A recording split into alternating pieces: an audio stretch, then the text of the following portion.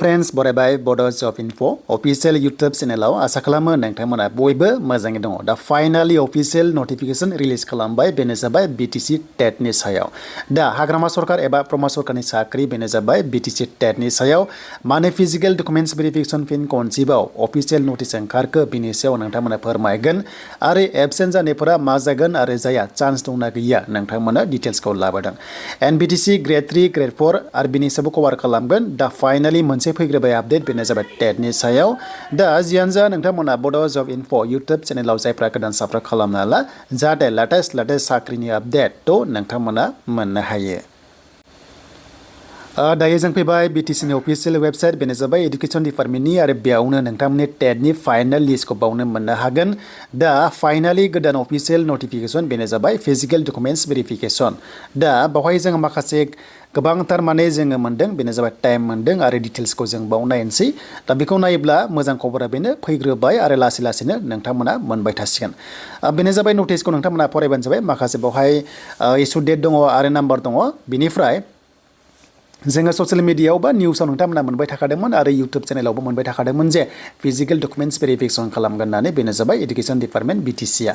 दा बे जागायसिगोन बेनो जाबाय 17 निफ्राय 20 जानुवारि अके।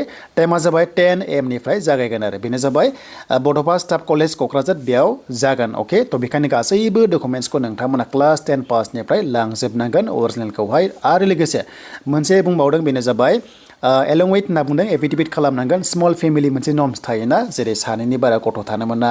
बे जोंनि STफ्रा जेबो नङा प्रब्लेम गैया बाट गुबुन जेनेरेल केटेगरियासो माने सानैनि बारा थानो मोना।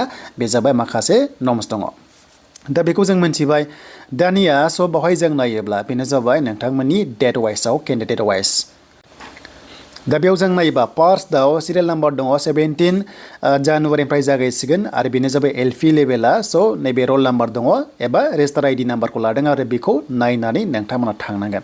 फिन खनसेबाव 18 जानुवारियाव बेखिनिया दङ रेजिस्टार नाम्बारा थांनाय बारनि बादि सेमानो सिस्टेमा 19 जानुवारियाव बेखिनिया दङ आरो अके। बे जाबाय LP लेभेलाव आरो बेयाव बुंदों माने BTC एरिया। स' BTC एरियानि थाखाय आरो जायनाखि नोंथांमोना आउटसाइड BTC थ' नोंथांमोना LPआव दङ नैबे नाम्बार दङ बेनो जाबाय 20 जानुवारियाव। थ' बाहाय जों मोनदों बेनो जाबाय 20 जानुवारियाव मोननो हादों। दा बेखौ नायोबा जोङो UP लेभेलाव जोङो मोननो हायासै। थ' UP लेभेलाव जों दा बाव मोनथ'वाखै। दानिया बावहाय माखासे गाइडलाइन्स लिरदों बेनो जाबाय गोबांथार माने बेवहाय लिरदों नोंथांमोना बेनो जाबाय सिलेक्शन कमिटि नोंथांमोना बेवहाय थांनानै जेनाखि नोंनि अरिजिनेल सार्टिफिकेट्स दङ जेरैहाय क्वालिफिकेसन एकाडेमिक लेभेलनि मार्कशीट दङ पास सार्टिफिकेट एन्ड आदार प्रफेसनेल लाइक नोंथांमोननि डिप्ल'मा थानाय जेरै NCC बा कालचार बा नोंथांमोना स्पर्ट्सनि थ' बेखौ लांबानो जाबाय आरो स्मल फेमिलि नर्म्सआ बेखौ नोंथांमोना एफिडेविट खालामनानै लांनांगोन। बेखायनो थाबैनो गाबोननिफ्राय खालामना लादो एफिडेविट लेभेलाव। बेनो जाबाय नोंथांमोननि डिस्ट्रिक्ट लेभेलाव। दानि जेनाखि एबसेन्ट जादोंमोन सिगां बेनो जाबाय सिगां खालामखादोंमोन भेरिफिकेसन प्रमद सरकारनि टाइमाव आरो फिन खनसेबाव हाग्रामा सरकारनि टाइमाव फिन खनसेबाव नोंथांमोना मोनबावबाय आरो बेनो जाहैबाय थांनाय बाराव खालामनाया जाबाय 10 जुलाइआव खालामदोंमोन 2025।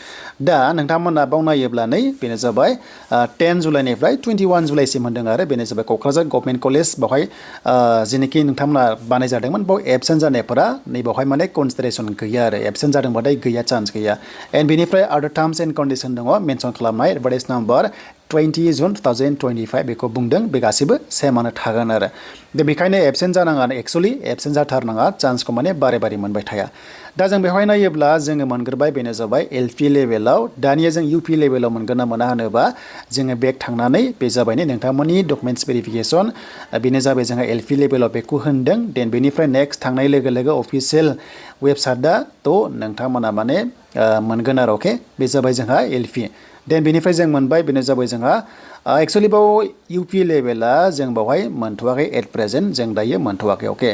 दा जों नै बे वेबसाइटआव फैनाय लोगो लोगोनो थ' नोंथांमोना अफिसियेल नटिफिकेसन नटिसआव क्लिक खालामबानो मोननो हागोन आरो दा जों अलआव क्लिक खालामबानो मोनगोन। लाइक नै जों अलआव खालामबाय आरो अलआव खालामनाय लोगो लोगो दासिम बर्तमान LPआ ओंखारग्रोदों आरो जानो हागौ UP लेभेला 20 जानुवारि उनाव जानाय चान्सआ दङ आरो जुदि UPखौबो लायोबा। दा बेनो बिनिफ्राय रिजाल्टआ आंनि मथेब्ला फेब्रुवारि 1 सप्तायावसो मोननो हासिगौ आरो जानुवारियाव होनो टारगेट लादोंमोन। बाट जुदि फिजिकेल डकुमेन्ट्स भेरिफिकेसना UP लेभेलाबो जाबावोब्ला थ' आं सानो बियो फेब्रुवारि फार्स्ट सप्तायाव जायखिजाया आसाम सरकाराव 10 फेब्रुवारि सिगां साख्रि होगोन होननानै माने बुंनाय जादोंथ' CMआहाय अब्ला जिनोखि ग्रेड 3 आरो ग्रेड 4 बेनि गेजेराव बबे मोनसे साख्रि फैगोन होनोब्ला नैबे ग्रेड 4आ साख्रिया 10 फेब्रुवारिनि एबा फेब्रुवारि दानाव जायखिजाया MCCनि सिगां जानाय चान्सआ दङ आरो जेरै MCC होनोबा जोंहा 27 फेब्रुवारियाव नांनो हागौ माने थांनाय बाराव बे टाइमाव नांदोंमोनथ' स' अब्ला कमप्लिटलि बे मार्च दाना नैबे MCC जोंनो जागोन आरो जयनिंआ नोंथांमोना इलेक्सन उनाव जानो हागौ आरो बेनो जाबाय ग्रेड 4 साख्रि मोनबाबो दा ग्रेड 4 साख्रिया मोनग्रोनाय चान्सआ दङ आंनि मथेब्ला जास्ट एनालाइज खालामनानै नट 100% बेनो जाबाय 14 नङाबा 15 नङाबा 16 फेब्रुवारियावहाय माने ग्रेड 4 हिसाबै रिजाल्टखौ मोननो हागौ आरो दा ग्रेड 3 HS लेभेल आरो ग्रेड 3 डिग्री लेभेला मा जागोन बेखौ उनाव फोरमायसिगोन नेक्स्ट लेभेलाव नोंथांमोना नायलांबाय थाबानो जाबाय